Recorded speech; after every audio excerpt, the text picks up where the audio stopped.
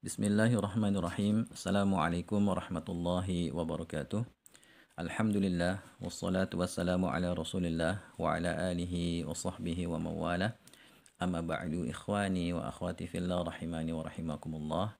Insyaallah pada kesempatan kali ini saya akan sharing tentang gambaran umum ilmu balaghah ya. Ilmu balaghah itu ilmu apa sih? Kemudian tujuannya apa kita belajar ilmu balaghah ya.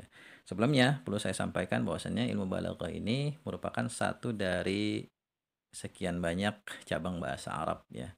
Jadi ilmu bahasa Arab itu bercabang-cabang. Ada sekitar 13 ya, 13 cabang. Dan dari 13 cabang itu ya, itu ada 3 cabang ilmu bahasa Arab yang paling penting untuk kita pelajari ya sebagai bekal untuk memahami Al-Qur'an, hadis dan juga kitab-kitab para ulama. Yang pertama itu namanya ilmu nahwu. Ya, yang kedua ilmu sharaf atau yang pertama ilmu sharaf dulu ya, ilmu sharaf, kedua ilmu nahwu, yang ketiga ilmu balaghah. Ya, kalau ilmu sharaf ya saya yakin antum semua sudah tahu ya, ilmu tentang cara ya mengubah kata ya menjadi berbagai macam bentuk atau pola yang memiliki makna bermacam-macam. Misalnya dari kataba menjadi yaktubu, uktub, katibun dan seterusnya. Itu ilmu sharaf ya. Kalau ilmu nahwu itu ilmu yang mempelajari tentang bagaimana cara menyusun sebuah kalimat sempurna. Ya, misalnya nanti kalau kita belajar ilmu nahwu kita akan belajar yang namanya jumlah ismiyah, belajar menyusun jumlah ismiyah, jumlah yang diawali oleh isim, misalnya al-masjidu kabirun, al-madrasatu kabiratun. Kemudian juga kita akan belajar jumlah fi'liyah, menyusun jumlah fi'liyah, ya kalimat yang diawali oleh fi'il. Misalnya ja'al ustadzu, ya ustadz sudah datang. Ya, zahabat talibu, siswa itu sudah pergi. Nah, itu materi yang akan dipelajari dalam ilmu nahwu ya. Kita akan belajar menyusun kalimat-kalimat sempurna ya. Kemudian kalau ilmu balaghah itu ilmu yang mempelajari tentang cara menyesuaikan kalimat ya dengan situasi dan kondisi lawan bicara ya. Dan dalam ilmu balaghah itu nanti akan dipelajari 3 ilmu. Pertama ilmu ma'ani, yang kedua ilmu bayan, yang ketiga ilmu badi'. Ya. Kalau ilmu ma'ani itu nanti akan mempelajari ya kalimat-kalimat bahasa Arab ya untuk disesuaikan dengan situasi dan kondisi lawan bicara. Ya, misalnya nih, kita ingin menyampaikan berita kepada teman bahwasanya Ustadz sudah datang. Nah, kalau teman kita ini adalah orang yang mudah menerima berita, ya, kita tidak perlu ya memberi efek penekanan pada kalimat yang kita akan sampaikan. Misalnya cukup kita katakan ja'al ustadzu, ya ustadz sudah datang. Cukup gitu aja. Tapi kalau misalnya teman kita ini ragu-ragu ya, yang benar gitu kan. Perasaan tadi saya ngelihat ustadz masih sampai stasiun gitu kan, nggak mungkin sampai sekarang. Ya, untuk orang yang ragu-ragu kita bisa kasih efek penegasan pada kalimat yang ingin kita sampaikan itu. Misalnya qad ja'al ustadzu, ya sungguh ustadz sudah datang. Ya. Tapi kalau teman kita ini misalnya dia ngeyel bahkan bantah. Misalnya dia bilang, "Wah, bohong ente," gitu kan. Nggak mungkin ustadz datang sekarang. Ya, bisa kita kasih efek penegas yang lebih ya, lebih banyak dari sebelumnya. Bisa kita katakan wallahi demi Allah laqad ja'al ustadzu. Sungguh ustadz benar-benar sudah datang. Nah, ini nanti ya materinya dipelajari dalam ilmu ma'ani. Ya, bagaimana kita ya menyusun kalimat, ya memilih kalimat agar sesuai dengan situasi dan kondisi lawan bicara. Kemudian ilmu bayan. Kalau ilmu bayan itu ilmu yang mempelajari tentang bagaimana caranya ya menyampaikan sebuah maksud tapi dengan cara yang bervariasi.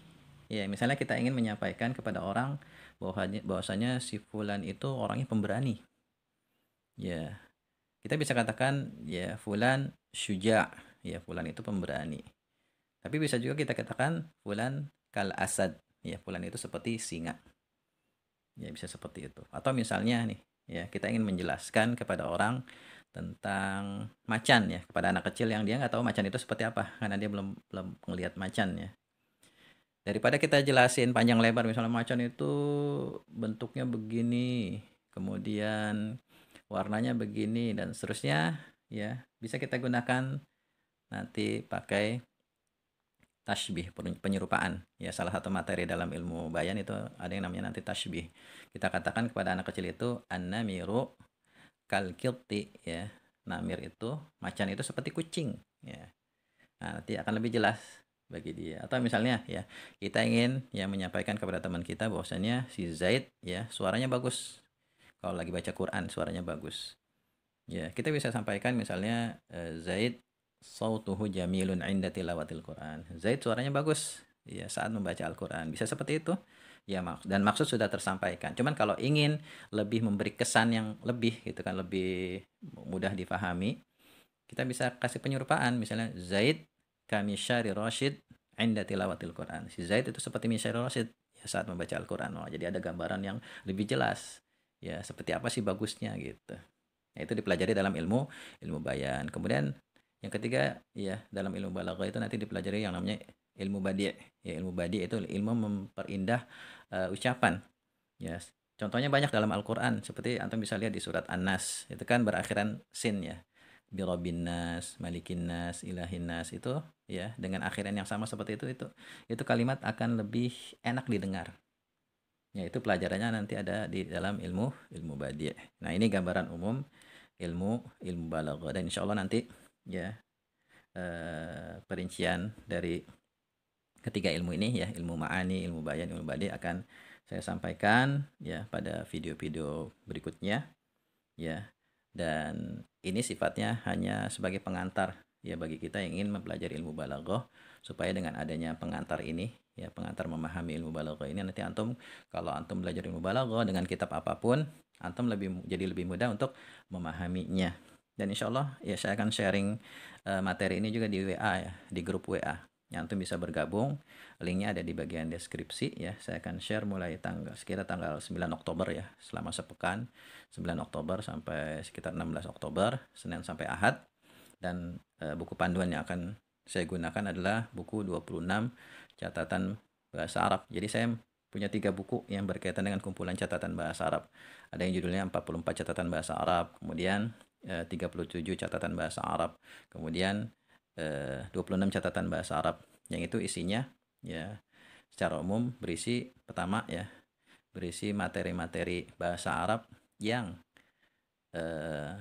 sering jadi pertanyaan para pelajar pemula ya. Jadi hal-hal yang sering ditanyakan para pelajar pemula ya saya bahas di situ. Kemudian yang kedua ya buku catatan bahasa Arab itu berisi tentang materi-materi menarik ya yang berkaitan dengan ilmu bahasa Arab, terutama ilmu nahwu sharaf ya, balaghah dan juga imla. Kemudian berisikan tentang bekal ya untuk kaidah-kaidah yang bisa dijadikan bekal untuk memahami Al-Qur'an.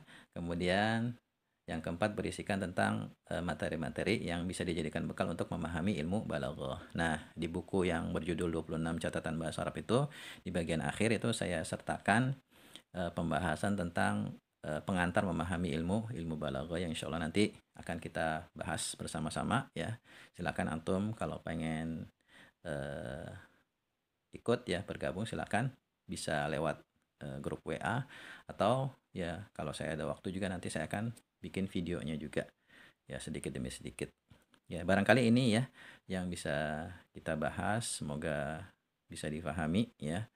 Dan sekali lagi silahkan antum ya bergabung ya di grup WA kalau antum pengen menambah wawasan atau mungkin bagi antum yang belum pernah belajar ilmu balaghah ini mungkin bisa jadi awalan yang bagus ya bagi antum sebagai bekal untuk memudahkan jalan kita memahami ilmu balaghah yang nanti tujuan akhirnya adalah kita bisa memahami ya ayat-ayat Al-Qur'an yang kita baca.